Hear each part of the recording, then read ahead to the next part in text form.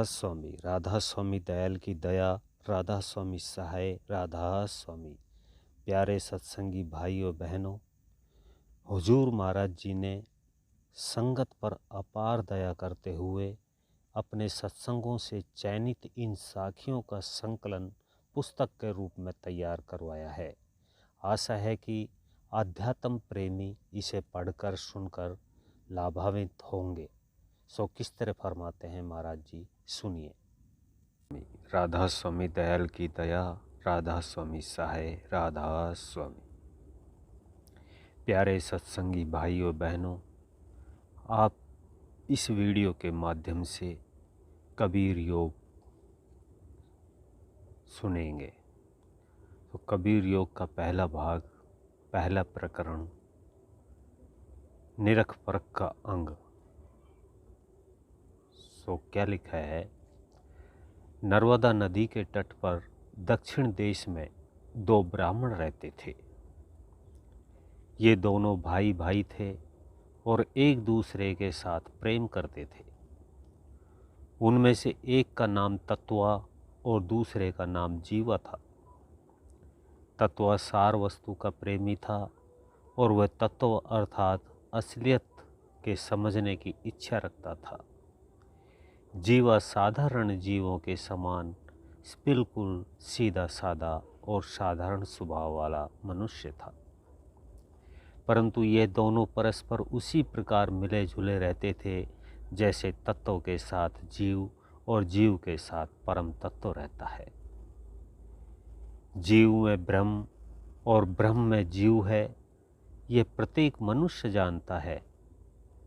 ब्रह्म तत्व है और जीव ब्रह्म की सत्ता के आश्रित जीता रहता है।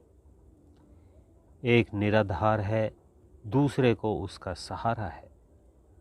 दोनों भाई इसी प्रकार अपना जीवन व्यतीत कर रहे थे। दोनों संतान वाले थे। तत्वा का पुत्र विवेकी कहलाता था और जीवा की पुत्री का नाम सुशीला था। ये दोनों भी अपने पिता के प्रतिबिंब और नकली स्वरूप थे और उसमें परस्पर प्रेम और प्रीत का संबंध स्थापित था, जैसा कि भाई बहनों में साधारण बात है। तत्वा और जीवा संस्कृत के पंडित थे। वेद और शास्त्रों की विद्याओं में निपुण थे। ब्राह्मण कुल में जन्म लेने के कारण उसमें सोच विचार की योग्यता भी वंशज संस्कारों के नियमानुसार उनके भाग में विद्यमान थी। जब ये 25-26 वर्ष के हुए तो हिंदुओं के प्रथा अनुसार गुरु धारण करने की आवश्यकता प्रतीत हुई। यथोपवित्र संस्कार तो 7 ही वर्षों की अवस्था में हो चुका था और गुरु ने उनको गायत्री मंत्र का उपदेश दे दिया था, परंतु अभी तक उन्होंने किसी को आध्यात्मिक गुरु नहीं बनाया था। उनके गांव में बहुधा सन्यासी, पंडित, वैष्णव और साधु आते रहते थे। कथाएं भी बड़े चाव से प्रेम से सुना करते थे, परंतु अभी तक उनको कोई साधु नहीं मिला था जो उनको अपने विश्वास का पात्र बनाता या जिसको वे सच्चे अर्थ में सच्चा गुरु समझकर उससे आध्यात्मिक लाभ उठाते। कहावत प्रसिद्ध है, पानी पीजे छान और गुरु कीजे जान। संसार की भेड़िया धसान चाल प्रसिद्ध है।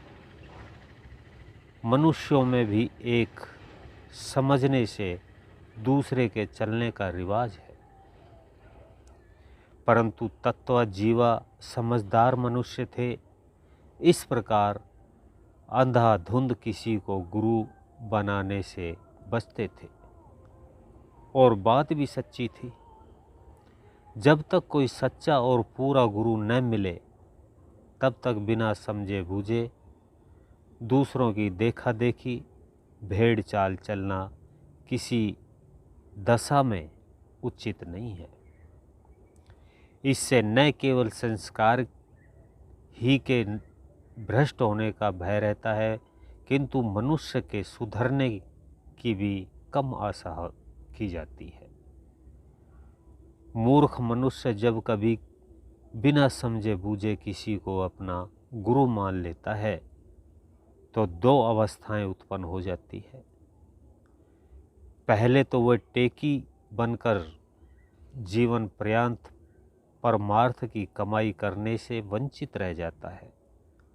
दूसरे, आध्यात्मिक शिक्षा की ओर से उसमें एकदम उदासीनता आ जाती है। दोनों अवस्थाएं हानिकारक है। भी आप सुन रहे थे परम संत सतगुरु कंवर साहिब महाराज जी का ये सत्संग। ऐसे ही और सुनने के लिए वीडियो को लाइक करें, चैनल को सब्सक्राइब करें, ज़्यादा से ज़्यादा शेयर करें। सभी सत्संगी भाइयों बहनों को राधा